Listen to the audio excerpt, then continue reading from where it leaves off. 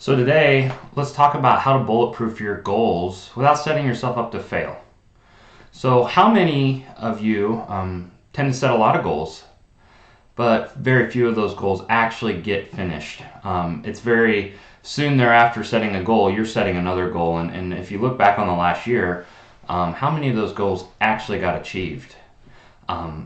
This is a very, very normal experience for a lot of people. Or maybe you and goals don't really get along. Maybe this year or the year ahead, when you think about goals, what comes to mind is the new baby that just showed up, the new house you just bought, the new job, and maybe the mindset is goals. My goal for this year is just to survive, just to get through this year. How many people can resonate with that? I know I can and have in the past. So goals. We're wrapping up the year and getting close to turning the corner into 2020, a new decade, right? And it's a great time to start thinking about goals. Maybe the goals right now should be, what are your goals that you need to make sure you want to finish strong this year? What's left undone that, gosh, if you could get those clobbered by the end of the year, make you feel pretty well and set you up for success and some momentum for 2020. Or maybe you're at a point where, you know what, it's time to start turning the corner and start looking ahead on how I want to show up for the new year and what I want to get accomplished. And so, by the way, I'm Zach with Create Purpose Coaching. I'm a performance and leadership coach. I work a lot with leaders, business owners, entrepreneurs, and sales professionals in helping them get the clarity, focus, and energy they need to go out there and pursue what they want in life, to create the results that they want to see. And so, back on goals, I thought I could share with you some 4 tips to help you bulletproof your goals without setting yourself up for failure. Because I think that's what we often do, is we set these goals, and right out of the gate, we're not setting ourselves up for success. And there's 4 reasons, or four tips that I have for you that I think will help, at least will help you get started.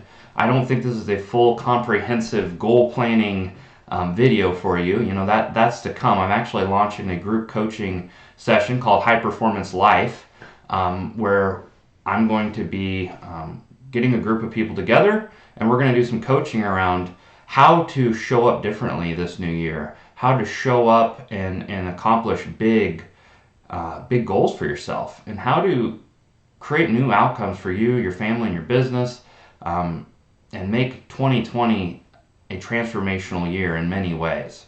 And so there's going to be more details that come on that. So let's get into the 4 tips.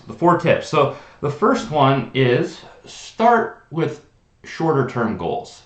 There's this infatuation with goals like, oh, you know, in 3 years I'm going to start my business, or 3 years I'm going to own a home, or I'm gonna get into real estate, or sell my business. There's all these ideas. You know, these big goals are great, and when we get into the program that I'm launching, we'll talk about the value of having big goals. But for this video today, it's all about bulletproofing your goals. And oftentimes we go for that quantum leap, and what often happens when we do that is the goal becomes very intimidating. Therefore, we don't really ever take action on it. And at the end of the day, some other opportunity shows up and we end up going down that road instead because, hey, that might be a little more easier. But in the end of the day, if you look back on the whole year, we really didn't make any further progress on the goal that we want most. We keep negotiating our time and negotiating our efforts away from what we want most just because it is hard, it is daunting. And so the first tip is start with shorter term goals. And when I say start with shorter term goals, how about today? What are some goals you have for today? How do you want to show up today? What do you want to get accomplished today? Or this week, or even this month? But anything further out past 90 days starts to get a little more nebulous and a little more intangible, and it's harder to see how you can actually achieve them. And so I have 3 daughters, and this weekend we went to see Frozen 2, and I learned something, or was reminded something very valuable to me on my journey, and that is take the next right action. So if you've seen the movie, you know what I'm talking about. But take the next right action. That's what I mean by shorter term goals. Don't get all hung up on the bigness of what you're trying to do. Just take that next step. Take the next step. What is the next step? Do you know? If you do, take it.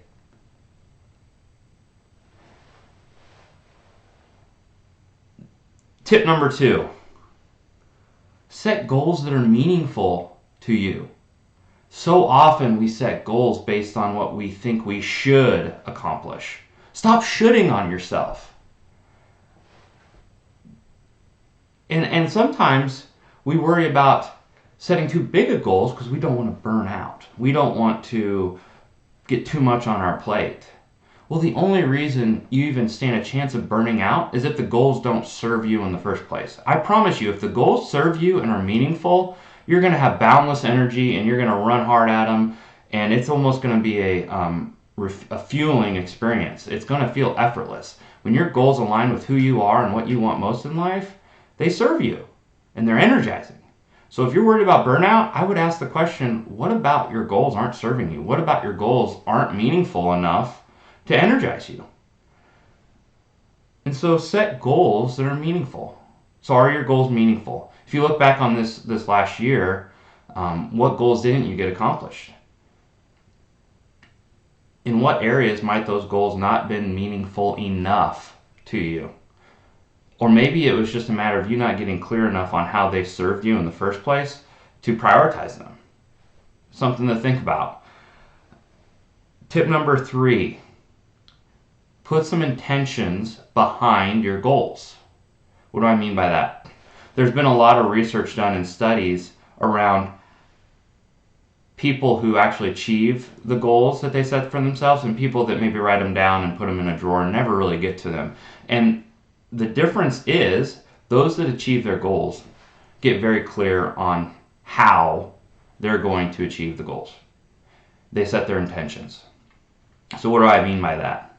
Well, an example would be, let's go with a simple, this is a goal I have. This afternoon, I want to spend more time with my girls. It's Sunday. I get in a habit of working way too hard. I get way too focused. And my family's down in the living room hanging out and I'm up here on my computer. So can you relate? Maybe it's just me, but this afternoon I'm going to spend some time with my girls. That's a goal. But this morning I set my intentions on how I want to do that. I even identify, we're going to play some Old Maid this afternoon. We're going to do a puzzle, and if the girls are lucky, we're going to watch Star Wars. Okay, so I got very specific on what I want this afternoon to look like as it pertains to engaging with my girls. And one other thing is I have a tendency, if the house is a mess, I'm cleaning it. I'm like, I can't handle the mess. And so I wrote down in my journal, leave the mess, go play with the girls.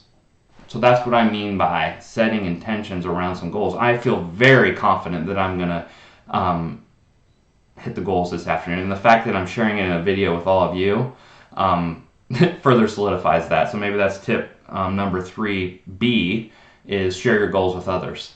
Okay, last tip. Tip number 4. Who's heard of Parkinson's Law? Here it is. It's work expands so as to fill the time available for its completion. So however much time you have available, that's how long it's going to take. So go ahead and set a goal a year out from now, and it's going to take a year. But what could you get accomplished in just 30 days, in just a week? And this goes back to that whole burnout thing. So often we don't do that because, well, I don't want to overload my plate. I don't want to burn out. I got a whole year ahead of me.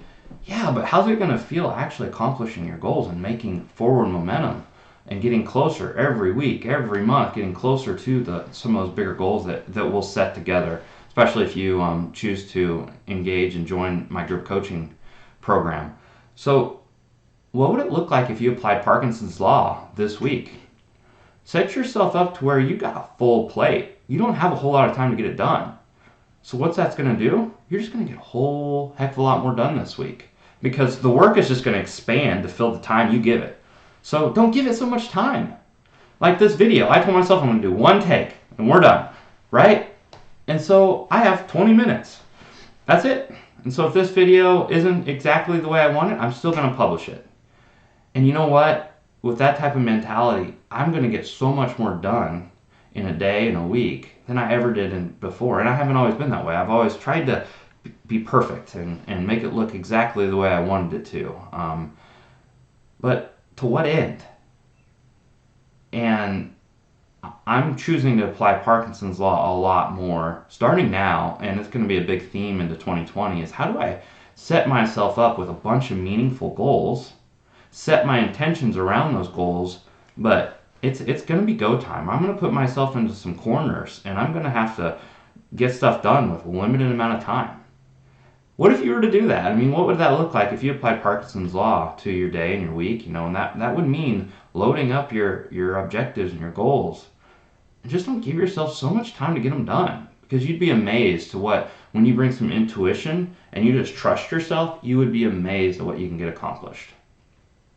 So those were the 4 tips I said I'd share with you today. The first one was start with shorter term goals. Don't get so overwhelmed by the big quantum leaps that you see yourself having to make. Just take that next right action, that next right step.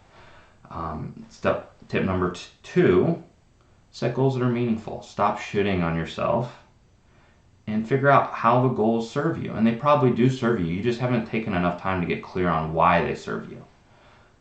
And I do believe you need to serve yourself first before you can serve other people. And I know that's totally counter to what a lot of us have been taught. We've been taught it's not about us. We need to go out there and serve others. It's about you. Because if you're not full, what do you have to offer others? So serve yourself first so that you can show up as your best self and have maximum impact on those around you. Tip number 3, put some intentions behind your goals. Get really clear on how you're going to accomplish those goals today. What are some obstacles that might get in your way? How are you going to show up for those obstacles? How are you going to move away from those obstacles? Tip 3. I already gave you tip 3. Put some intentions behind your goals. Step 4. Apply Parkinson's law to your goals. Work's going to expand to the amount of time you give it, so just stop giving it so much time, and you're going to get so much more done. So if you liked this video, you would love learning more about my group coaching program that's going to be launching. I'm still trying to figure out the timing of it, but I want to launch it hopefully in the next couple of weeks for sure, in the new year, where we're going to focus on exactly how you can bulletproof your goals this new year. And I'm going to take you through a series of exercises, and you're going to uncover some of the hidden energy blocks in your life that's keeping you from bringing all your energy and all your motivation to the goals in the first place. And you're going to unlock yourself in those areas. You're going to get really clear on what is meaningful and why. And then you're going to create an action plan on how to go after it next year. And it's going to be your plan. It's going to be a lot of what coaching provides you is space. Space to think and reflect and start to build your agenda and how you want to create the results you want to see in your life. So I hope you enjoyed this video. I'm going to put some resources down below that you can check out around putting intentions behind your goals, anything else that I think might apply to some of the training today. So you can, if you want to read more, you can. And you're going to see a link on how you can get more information on the High Performance Life group coaching program that I'm launching soon. It's going to start with a chat with myself, because a lot can be said in a conversation, and I want to make sure we're a good fit and that you can get what you want out of it, and I want to be able to share with you exactly what we'll be doing in that program so you can decide whether or not you want to be a part of it or not. So have a great week, and until next time.